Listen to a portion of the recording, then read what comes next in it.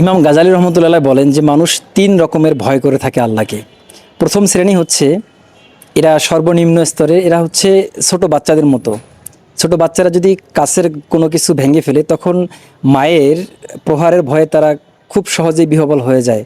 তো এই শ্রেণীর মানুষ এমন যে পরকালে আল্লাহ তাআলা পাপের জন্য শাস্তি দেবেন, এজন্য তারা আল্লাহকে ভয় করে। দ্বিতীয় শ্রেণী হচ্ছে নিম্ন স্তরের চাইতে তারা একটু ভালো, অর্থাৎ সৎকর্মপরায়ণ ব্যক্তিগণ আল্লাহকে ভয় করে থাকে এমন যে তারা আল্লাহকে ভয় করে ইবাদত বন্দেগী পালন করে, তবে তারা সন্দিহান থাকে যে ইবাদতগুলো পালন করছে সেগুলো আল্লাহর কাছে গ্রহণযোগ্য হচ্ছে কিনা। তৃতীয় শ্রেণীর যে লোকেরা আল্লাহকে ভয় করে তারা হচ্ছেন যে সর্ব উচ্চ স্তরের আম্বিয়া আলাইহিসসালাম।